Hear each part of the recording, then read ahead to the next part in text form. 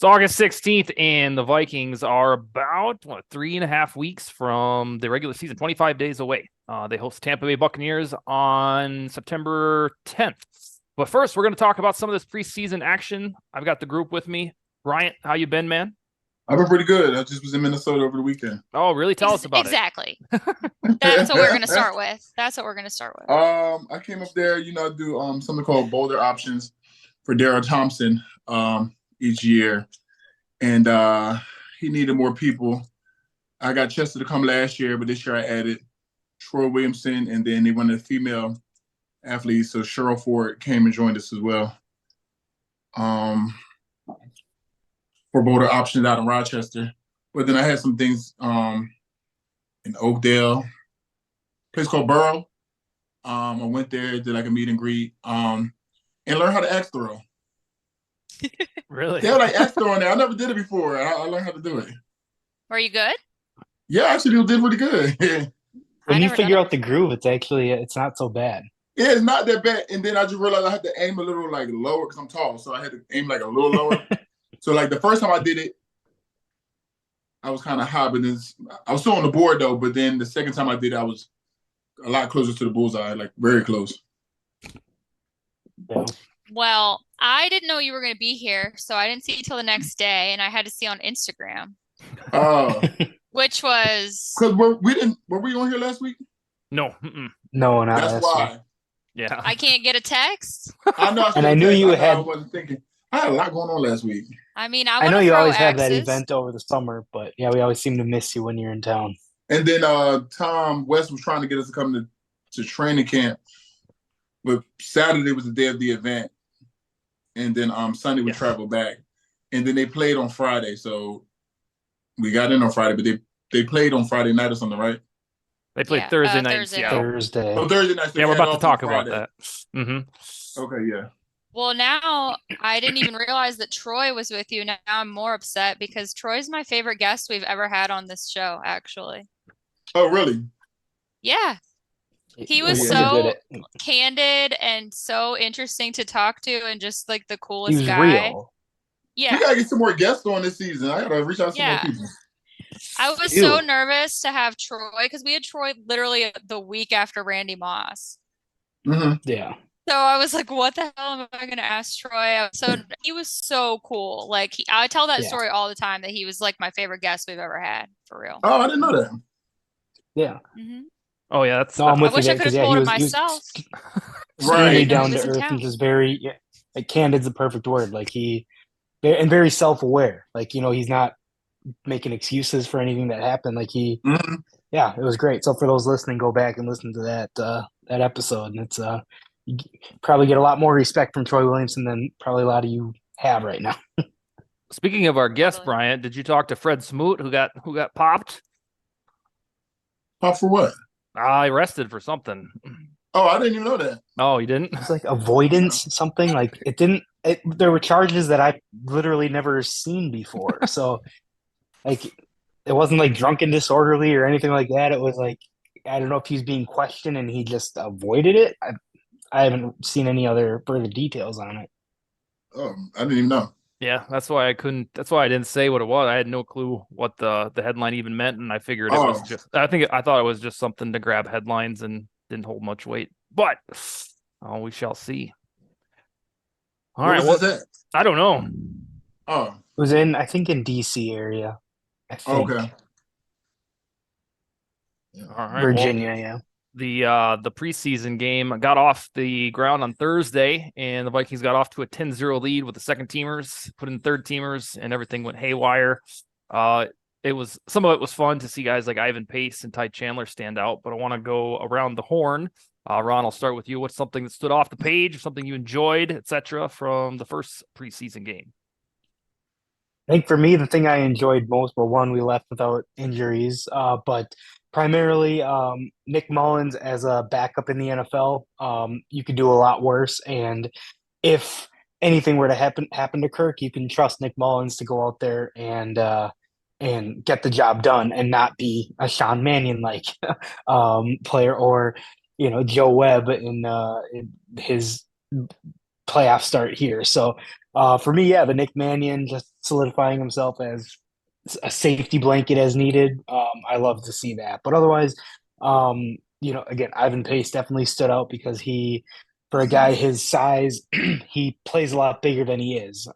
And I think that was the only knock coming out of Cincinnati for him was being 5'10". But man, he was all over the place. He was attacking the offensive line. And I think we may have found something there. So other than that, it's preseason. So backup O line going up against a backup D line, and there's already a lack of depth as it is on the O line. So it's hard to get a gauge for some of the other things that are going on.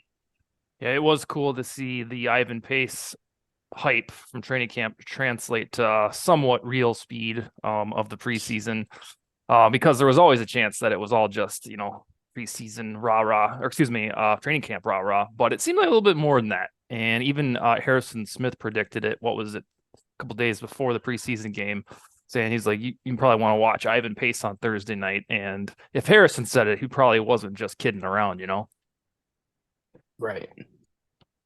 Bryant, in those preseason games, I can't remember back in your day. What did you usually play the first series or the first half and then sit, or because these days are the first game was probably like the first.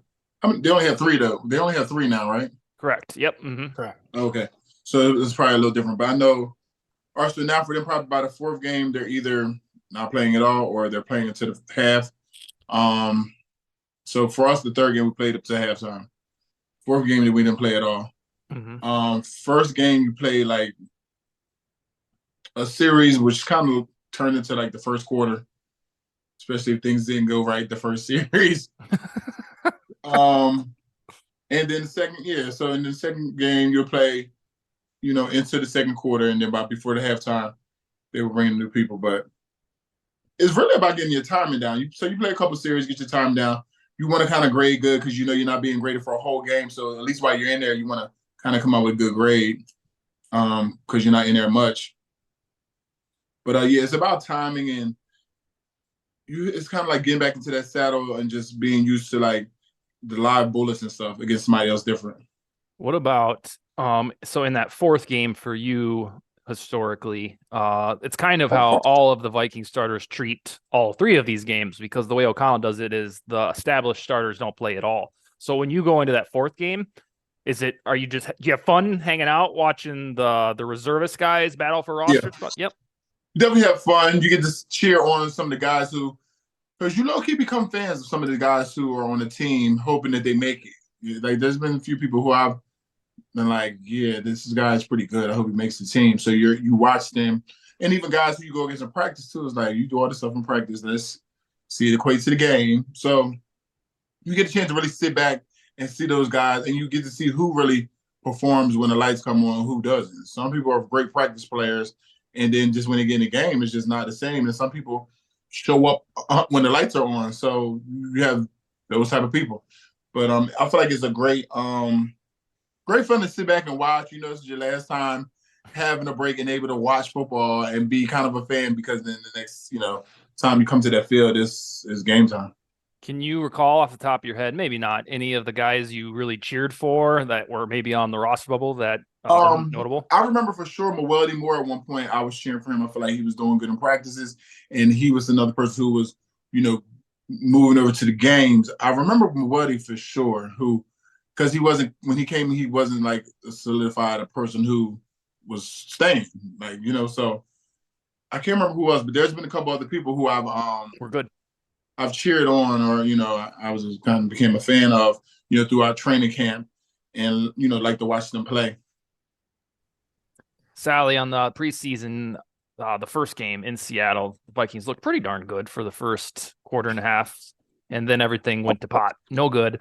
The second half was a catastrophe. Like Ron said, it really doesn't matter a whole heck of a lot. But what else besides Ivan Pace stood out to you? But I got a question. Oh yeah, sorry.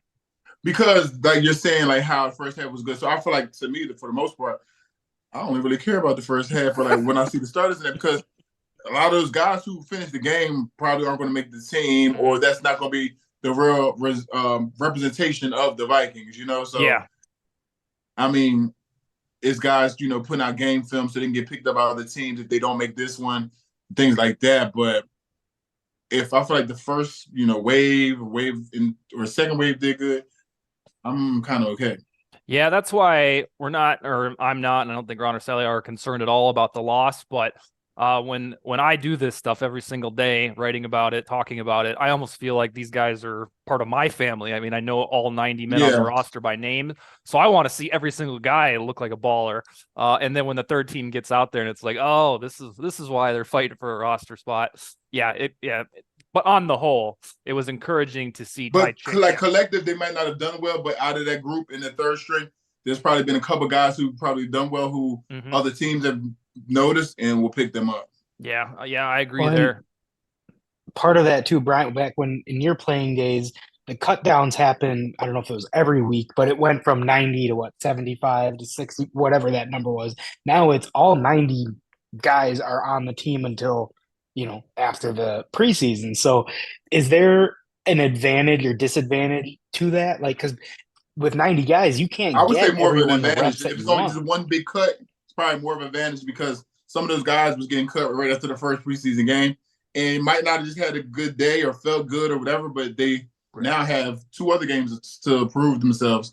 So that gives you more of hope instead of just being cut after the first game and just not having a good performance. You still have 2 more that you can do and say, okay, now when I go out here, learn from what I did in the first, preseason games and, make those corrections in these next 2 games and show improvement. And then I feel like, that is more to players' advantage now because there's probably been a lot of guys who was cut in the first wave who went on other places and did good and just had a bad day today or something. Mm-hmm. All right, Sally, now we're to you. We talked about Ivan Pace. We talked about the second teamers looking good, third teamers not so much. What do you got? What's something that stood out for you for the Seattle game? Oh, I think you're muted. Your audio went complete. Am I better now? Yeah, you are. Okay. Sorry. So before I know I'm going back to this now, but I know that they changed this one big cut rule back in COVID, which made sense because of testing and stuff, you couldn't have guys bouncing around to different locker rooms. But do you know why they've kept it? Because I agree with what Bryant is saying about, guys having more opportunities for film, but there's also less there because there's more people, they're getting less plays in to put on the film. So it is a disadvantage for people as well. So why have they kept this? My knowledge, and whether or not it's true or not, but to my knowledge, it's because of the 3 preseason games and the extra regular season game. I think it's to allow those players to, to have that time, but also the way games are treated. Like across the league, you're not seeing starters at any point throughout the preseason. So I think that's part of it. It's with having the extra regular season game, that's where the emphasis is on because that's where the money is. They want to make sure that all the starters are healthy. So to be able to do that, why not have extra roster spots so that you don't have to see Kirk Cousins in a meaningless preseason game? And they made it more extreme this year. They've progressively, I think it was 3 years ago during COVID, it was like 90 to 80 there's always a 75. Yep. And then last year it was like 90 to 75, then to 53. And they cut out all the steps this year. So it's 90 to 53. And then was it 14 dudes will go to the practice squad? So let's see, a week from this Tuesday, like thousands of dudes are going to be hitting the free agency wire. It's quite wild. Yeah, it's crazy. That's a lot for scouts and stuff to go through. Yeah. But as far as what's standing out, I mean, again, just to echo what you guys said, it's preseason. I'm not really too worked up about anything. I think that the only player that I'm I don't want to know if disappointed is too strong, but Lewis Seen just doesn't necessarily look like maybe he knows what's going on yet. And I know he's still coming back from the injury, but I would have liked to have seen him step up maybe a little bit more. But other than that, I mean, just the defense as a whole, the new speed to it, the new energy that Brian Flores has brought, it just looks a lot different already in preseason and at training camp. I feel like the energy, the blitz packages, and just in general, the defense. Yeah, Scene kind of looks like a missile without a tracking system. Like, Yeah, he looks there like you go. he's got the speed. He's trying to hit something. Isn't quite sure if it's going to work. So I don't know if that'll just take refinement. Probably. This is only his second year and he's so young. The standout for me, the thing that surprised me, was Luigi Villain. And this is because on the edge section of the depth chart, they'll probably keep 5. And that will be Daniil Hunter, Marcus Davenport, Patrick Jones, probably DJ Wanham. Yep. And then you have Andre Carter, who I don't want to go to the practice squad because then he could get stolen, and that's 5. And so I'm starting to think that Luigi Villain might be able to oust Wanham or Patrick Jones since he wasn't drafted by this regime. But in my opinion, because I tend to skew my fandom towards defense, Luigi Villain looked like the MVP of the game. He had 3 quarterback hits, he had a sack, and I think it was 3 tackles altogether. And yeah, he was a disruptor. And if he's going to be the 5th edge rusher, somebody is going to be a roster casualty at that spot. But sometimes it's easy when you look at the 53-man projection just to keep him off of it. But he looked like a guy that won't go quietly. And he's kind of last year's version of Ivan Pace. He didn't bust out like Ivan has, but he was a UDFA that they found and were pretty excited about. So I hope he makes the roster, and I thought he looked wonderful against the Seahawks. And now he should be showcased even more, hopefully in the first half against the Titans, which brings us to the second section of the show.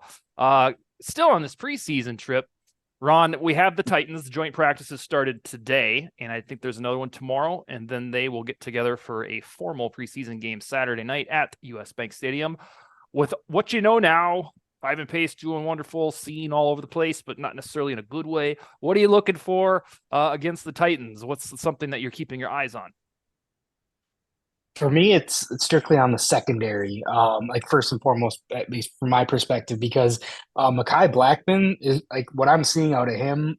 The way he's able to mirror receivers and his footwork has been phenomenal. Again, they're all highlights, and they're not showing the bad plays of them. But like when I see the good plays, like you see things that are that top tier cornerback, those traits that they possess. And for a guy who's 5'10", 5'11", so maybe on the undersized side of things as a cornerback, you like to see those because you're going to get your hands in the mix on those. So that to me is what I'm looking for. And then also I want to see the Andrew Booths, like the other guys that are out there, just how they perform against. Just with regular playing time, because as we all know, that's probably the part of our defense that has the most question marks, Lewis Scene included. But I just want to see that these guys can handle their own. Bryant Murphy is already, look, of all accounts, it sounds like he's showing out in practice and throughout this camp process. So that's a plus. I want to see someone emerge as the guy that's going to take over that CB2 spot or even just the starting slot position. So that's what I'll be looking for primarily.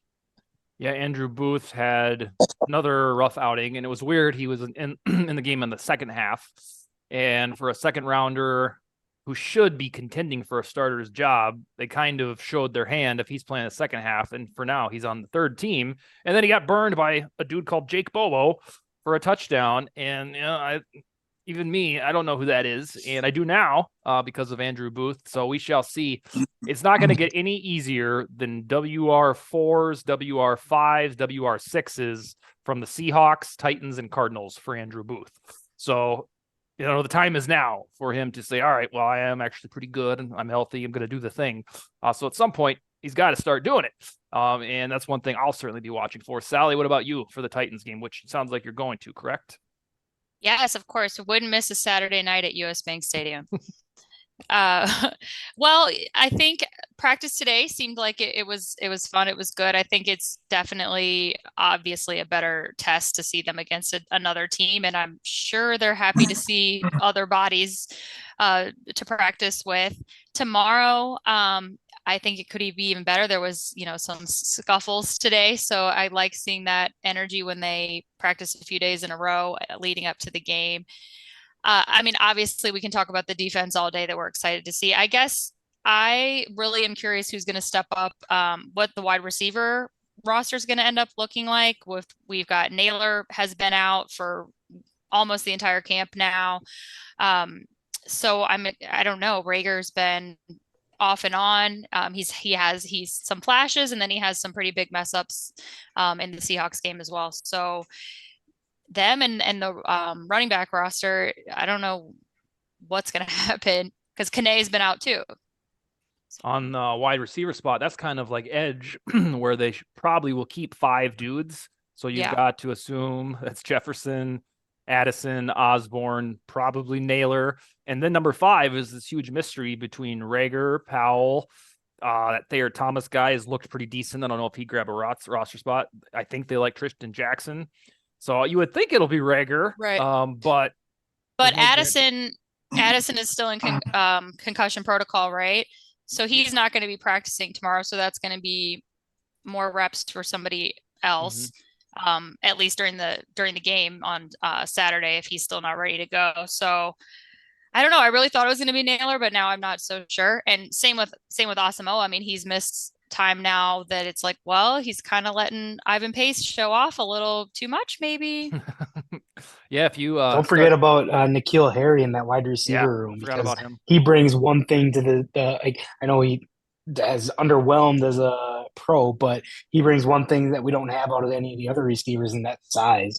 So being a red zone threat, at a 6'4", 220 something frame, he may have a leg up just because he's unique in what the rest of the receivers we have bring.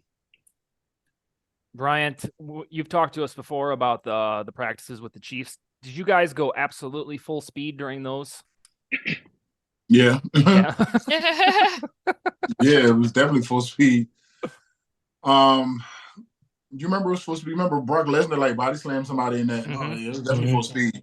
It was the opportunity to go against somebody else. So yeah, it was everything you did was full speed, against Sam, and get to practice technique, because those practices aren't like a real game, so you get to practice different techniques on people too. Ron, what did you think of yeah, go ahead. I want to say another thing to watch in the Titans practice is just to be relieved that they didn't draft Levis. So that's another thing you got to watch. That leads me into what I was about to ask Ron, the fringe theory that says the Vikings could be scouting Malik Willis for a trade because Kwesi Adofo-Mensah was former coworkers with the current Titans GM. Do you think that's poppycock, Ron, or do you think that's something they're actually keep an eye on? I mean, I would think so. I would think that it's just hearsay because, they could have had Malik Willis if they wanted him last year, and they didn't think highly enough of him then to warrant a draft pick or try to get their hands on him in any which way. And they waited this year to get Jaron Hall for that. So I don't think there's any realistic reason to think that Malik Willis is on their radar. Again, maybe if there's like a 5th, 6th round pick that's out there, but I don't see them making a trade for that and then disbanding their own guy that they identified and have spoken very highly of.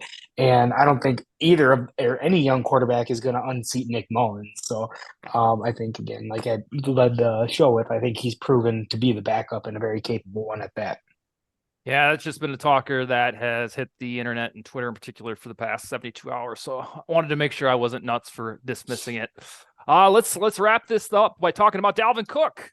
After 2 months and a week of mystery, he signed with the New York Jets. He's going to play with Aaron Rodgers, the Vikings' foremost rival, 15 years. Bryant, how do you think that works? Do you think this assembly of a all-star team in New York is going to work? Well, remember, I said that. I said the talk died down here, and then he was at the Jets, and I said I could see that kind of happening, having 2 veterans go up there and be together, and it ended up happening. Yeah, I can see it. I mean, I know it's definitely awkward for them because it was awkward for me at first when Brett Favre came because you're so used to not liking this person, and it's now I have to get to know this person. And it sounds like Aaron Rodgers is making his rounds, trying to get to know everybody on the team too. So, I think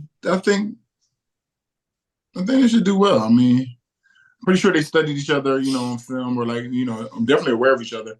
I feel like they should do well. Tell us more about that awkwardness.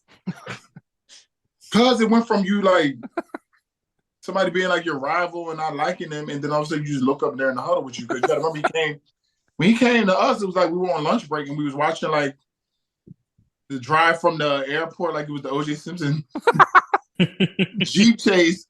We watched it all the way there, and then we went out to practice, and we never seen him until he walked on the field. Like we were out there in practice, like warming up. All of a sudden he walks on the field and he's in the huddle right away. Like, how you know the plays? But he was in the huddle, and you just look up, and it's like, and he looked at me, and I kind of looked at him, and like he could tell on my face, like this is weird, but okay, and like kind of laughed. But it definitely was just like a awkward feeling. I think you share the sentiments that every single Vikings fan. 2002 to like he joined the team in 2009. That's like some years of just using like this person like can ruin your season at times. So yeah. Yeah, it would be the exact equivalent of Rodgers coming to the Vikings like next year or something. There'd be no difference. I mean, maybe you take that same path as Brett Favre. well, so far it's been like this precise trajectory, like right. The dramatic off seasons going to the Jets. Yes. Mm-hmm. Sally, I've racked my brain on this. I've racked my brain on this trying to predict NFL standings, the AFC. In sports, a lot of times when you throw these pieces together, it works wonderfully, and sometimes it's just, ugh. Where do you think this Jets thing? You think it's somewhere in the middle, or you think it really takes off, or is it no good? Well, I don't know. First with Dalvin, I am surprised that he only got a 1-year deal. I'm thinking you held out all this time just to get a year. Okay. But I'm probably going to be biased because I'm watching Hard Knocks. Mm-hmm. Are you guys watching? I have not. So the first episode, not the second one. I just started watching last night, and I expected to just be disgusted the entire time. And to my surprise, that only lasted about 15 minutes. And I'm really less liking the team. I mean, they're a fun team with Sauce Gardner, and Aaron actually seems kind of likable, believe it or not. And I think Dalvin's going to come and just add to that, and they're going to have a good time. Is that going to equate to wins? I don't know, but their offense was diseased last year when their defense was pretty good. So their division is tough, but I think they're going to be competitive for sure. And I could see it happening. I don't want to say that, but I've been trying to tell folks about Rodgers. Again, this is just like Favre. You don't have to dislike the guy anymore. I recall when Favre went to the Jets in 2008. I remember thinking that was cool because I didn't have to dislike him anymore. And I think I'll always, despite any recent items that have hit the news, I'll always enjoy Favre a lot more than Rodgers, probably because he was a Viking. But I think just the lovable personality for me with Favre. So yeah, I don't think there's anything wrong with any Viking fan watching Hard Knocks or watching Jets games this year and saying, you know what, Aaron Rodgers looks pretty awesome. I hope they do well, especially now because Dalvin's there and Tyler Conklin plays there, Chaz Surratt, Fadia Denbo. Yeah, they have like Vikings East. It's kind of strange. Ron, what do you think? Dalvin's fit on the Jets, and then the Jets in general.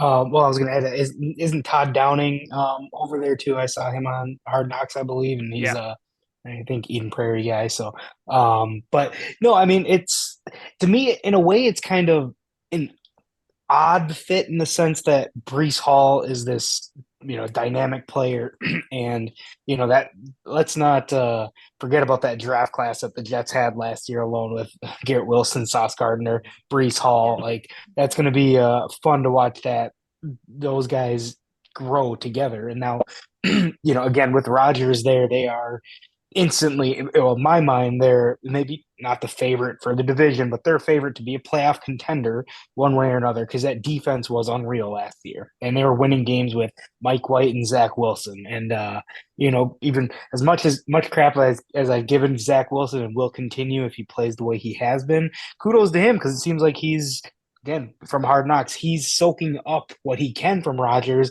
and kudos to Rodgers. It seems like he's doing his part to lead all those guys there. So he's not I don't know.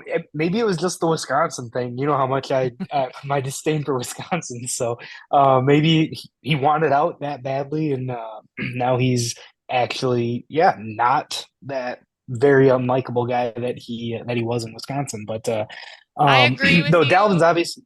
Oh, I agree with you, but we also have to keep reminding ourselves that he knows he's going to be on HBO, and he oh is. yeah, right. Which, There's that fakeness of it that I always will think is out there. because But I find myself liking him. Like I was watching episode 2, and I'm like, gosh, I like this guy. He's really funny. He's really cool. And it's like, okay, got to remind yourself he knows what he's doing. yeah.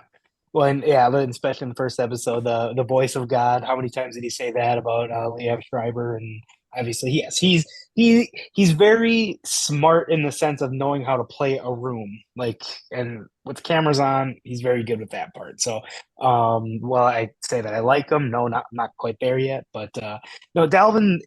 I still think that whether it's this year, next year, at least within the next couple of years, he's still going to be a very impactful player. And the Jets got a good one.